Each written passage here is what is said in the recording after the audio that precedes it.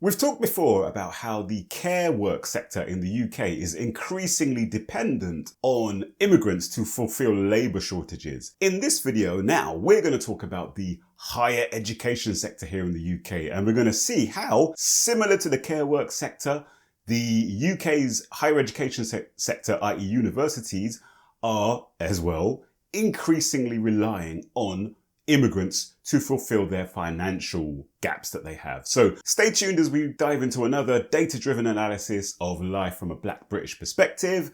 My name is Eli Wananda, and let's jump into it. Do you guys remember the TV show Desmond's? Now, for those of you who are under probably about 30, you probably won't remember it, but for the rest of us, Desmond's was iconic, is iconic. Desmond's was a TV show on Channel 4, I believe, in the early 90s or late 1980s. It was a barbershop set in Peckham, and the family was a Caribbean family, I think maybe from Trinidad or something like that they were supposed to be.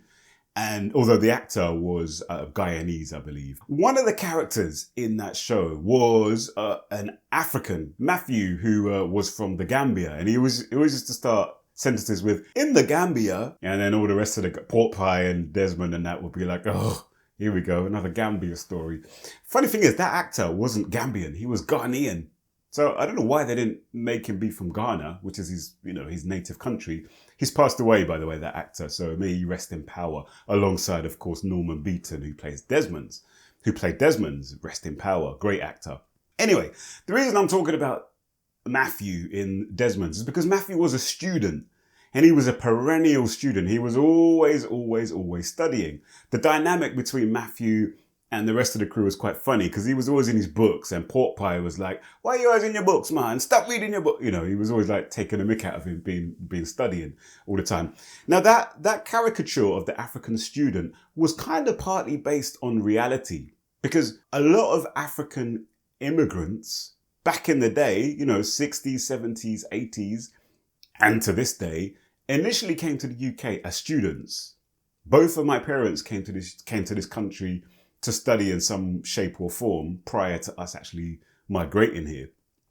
And we're going to look at some data now to show that there's a large number of Africans coming to the UK every year to study in the universities here. I've been looking at some data from the Higher Education Statistics Agency, and I've been focusing on the annually updated data that they give us about the international students here in the UK. This is a pie chart that I've made from some of that data to show you the African domiciled entrance into UK universities in the last academic year, 2023 to 24. This is all levels. So just to be clear, this is entrance. These are new people coming into UK universities. So the overall numbers will be bigger, but these are just the people who have newly come in that academic year. And you'll notice there that out of about 80-something thousand African newbies coming into the UK universities, over 2/3 of them are from Nigeria. Nigerians absolutely dominate when it comes to the volume of African students coming into the UK, with about 1/3 of students coming from a country in Africa other than Nigeria. It doesn't surprise me that so many of the African students here in the UK are from Nigeria, because most of the African students here in the UK will come from former countries that were formerly colonized, taken over by Britain. So they'll have English speaking and loads of these cultural links, connections still with the UK. And so obviously, and it makes, you look at the population size of Nigeria versus say a Uganda or even a Ghana, it just doesn't even bear worth comparing. Nigeria has 4 or 5 times as many, maybe 6, 7 times as many people in Nigeria as there are in somewhere like a Ghana, So of course, we can't forget the rest of our country. So this pie chart here looks at the non-Nigerian African domiciled entrance into UK universities in 2023-24.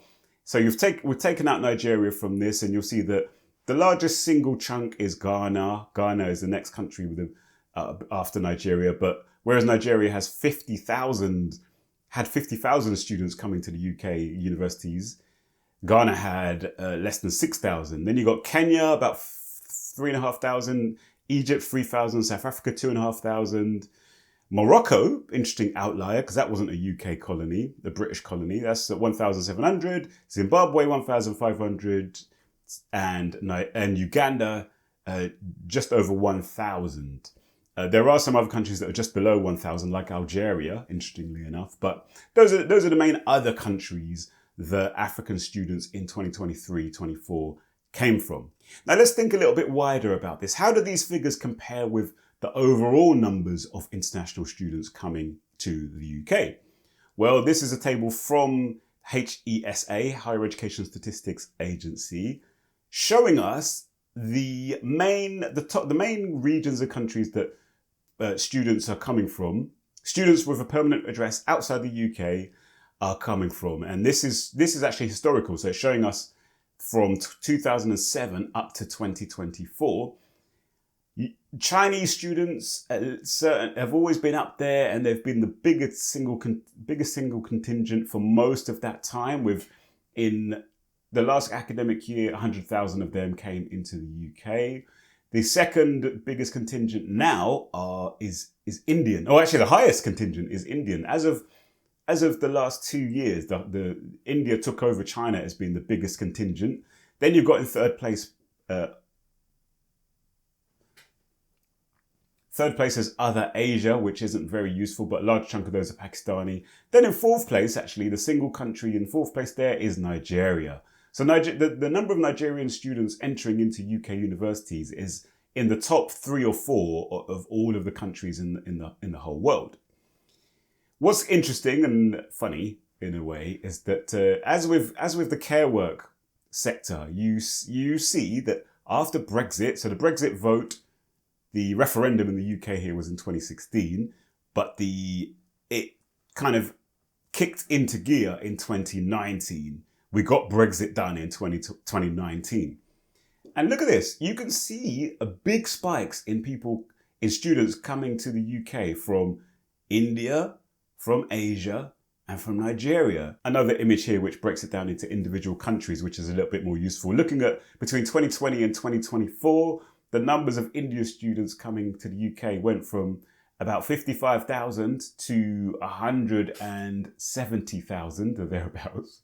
The number of Nigerians, again, like I said, skyrocketed up from 20,000 to nearly 60,000. Pretty much the same with Pakistani students. So very ironic that, taking back control of our borders and whatnot has led to a big spike in people coming to this country from the more melanated countries such as Nigeria and elsewhere.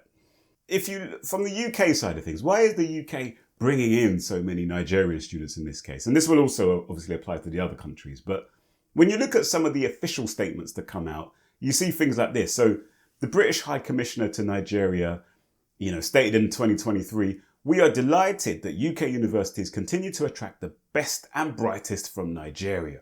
This is the kind of talk you hear quite often. They'll say that, Britain wants to bring in the brains from everywhere. We want the best people to come to the UK. But the most important reason why so many Nigerian students are coming to the UK and why so many students from other countries are coming to the UK is down to money. From the UK perspective. In 2019, the UK published its International Education Strategy, which has 2 overarching aims. 1, to increase the value of education exports to £35 billion per year by 2030, and 2, to increase the total number of international students choosing to study in the UK higher education system each year to 600,000 by 2030. Those 2 overarching aims tell you what's going on here. It's all about money. UK universities, particularly since reforms that took place, have taken place over the last 15, 20 years or so, are reliant on tuition fee income.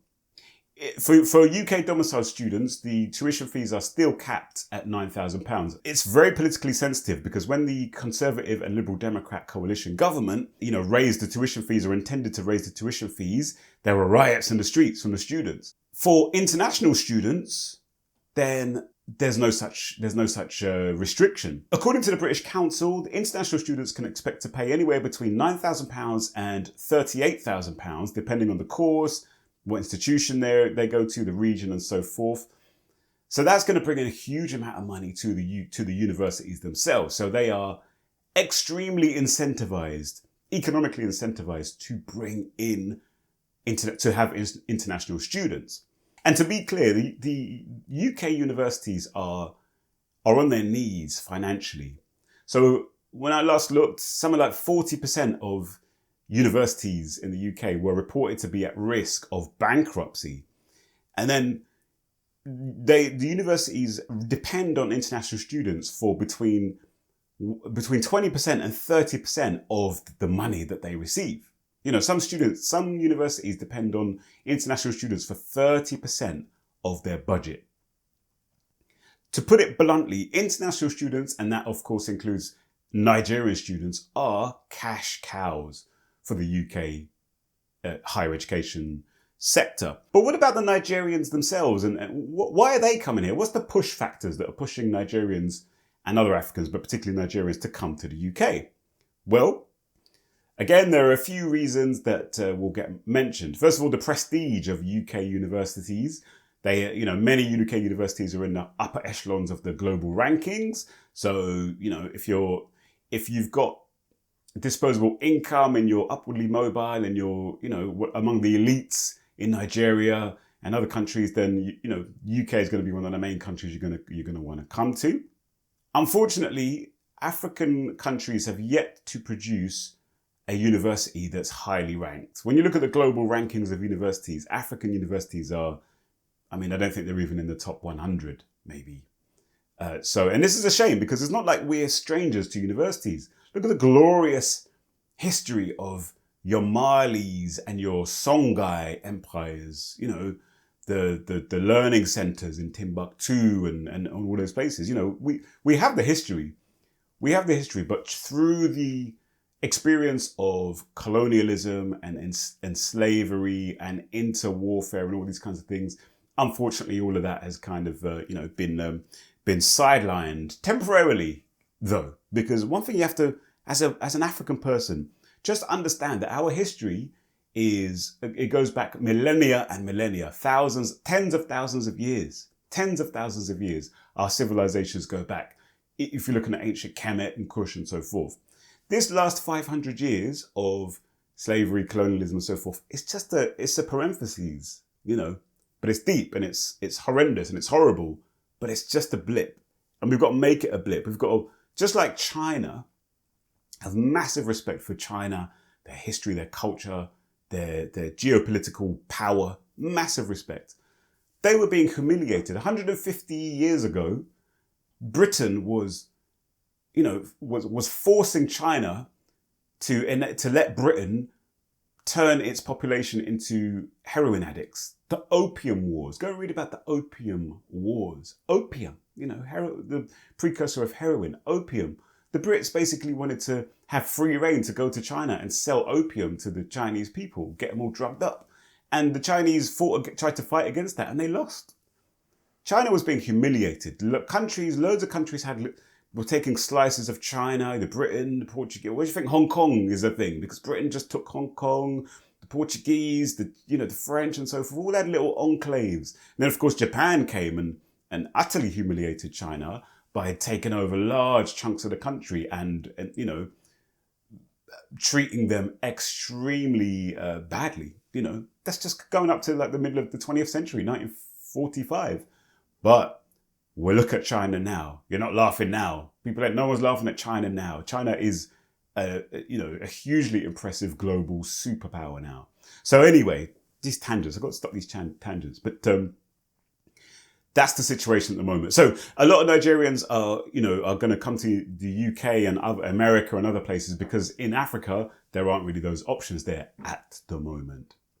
But the underlying reason, the main reason I think that Nigerians are coming to the UK in such large numbers to study is the same reason why Nigerians are coming to the UK in such large numbers to do care work. It's due to the the poor state of affairs in Nigeria itself, economically in particular. The sad fact is that japa, as that word goes, to run, japa is a way of life because things are so tight and so bad in Nigeria. As is the case for a lot of other countries, a lot of other African countries.